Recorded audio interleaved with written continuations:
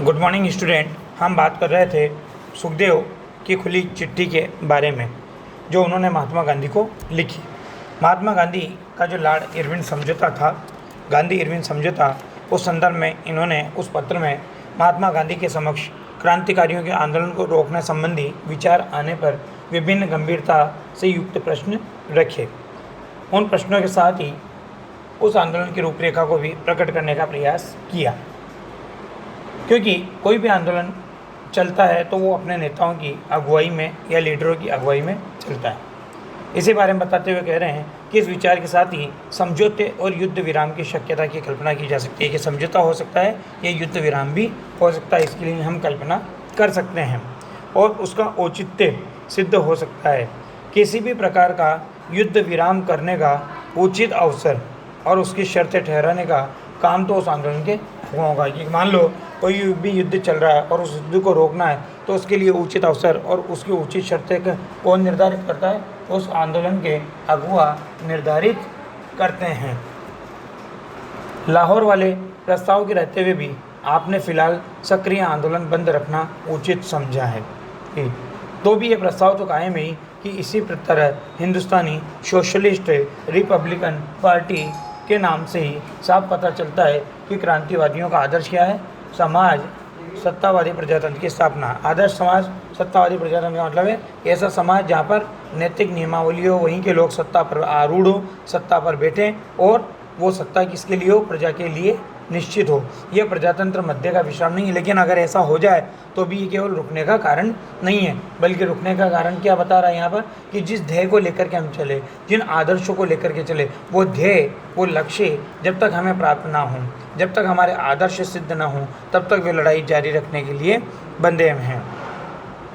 इसके पश्चात सुखदेव जी आगे कहते हैं कि परंतु बदलती हुई परिस्थितियों और वातावरण के अनुसार, क्योंकि परिस्थितियाँ बदल रही थी और वातावरण बदल रहा था, और बदलती हुई परिस्थितियों और वातावरण के अनुसार ही क्या हो रहा था? युद्ध की नीति बदलने के लिए तैयार अवश्य हो रहे थे। क्योंकि क्रांतिकारियों का उद्देश्य क्या था?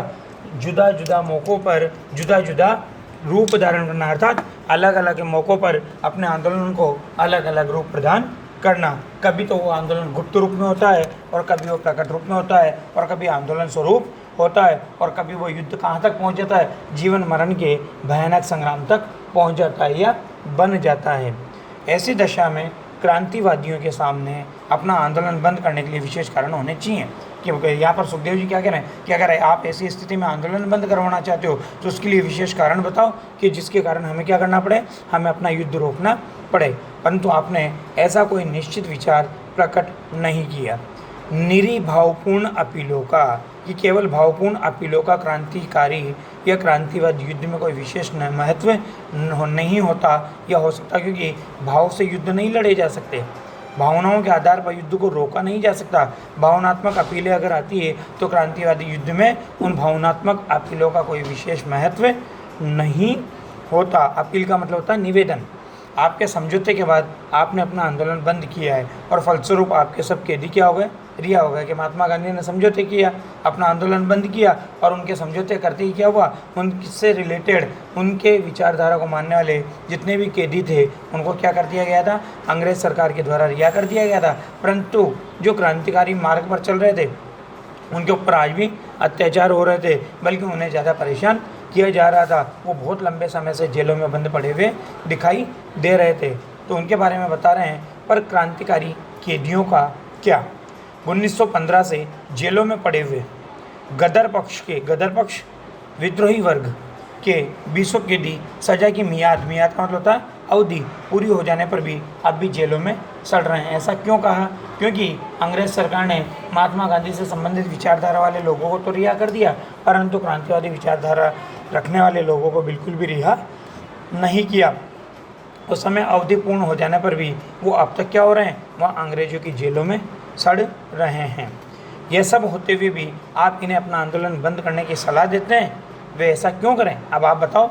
जब उन क्रांतिकारियों को, उन आज़ादी के सिपाहियों को, उस विद्रोही पक्ष को नहीं छोड़ा गया और महात्मा गांधी ये कहते हैं कि आंदोलन रोक दो, तो सुखदेव जी कह रहे हैं कि आंदोलन बंद करने की सलाह क्यों दे रहे हो? और आप दे रहे हो तो ऐसा हम क्यों करें? आपने कोई निश्चित वस्तु की ओर निर्देश नहीं किया कि आपने कोई नीति नियम निर्धारित नहीं किए, कोई निश्चितता हमें नहीं दी है जिसके कारण हमें ये विद्रोह रोकना पड़े।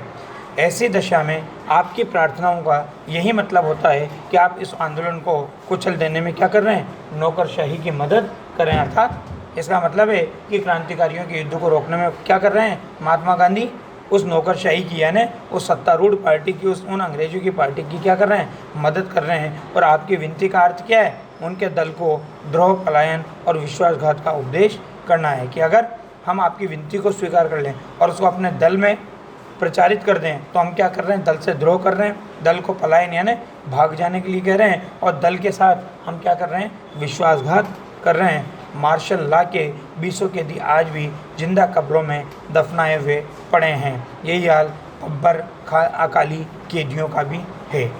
धन्यवाद।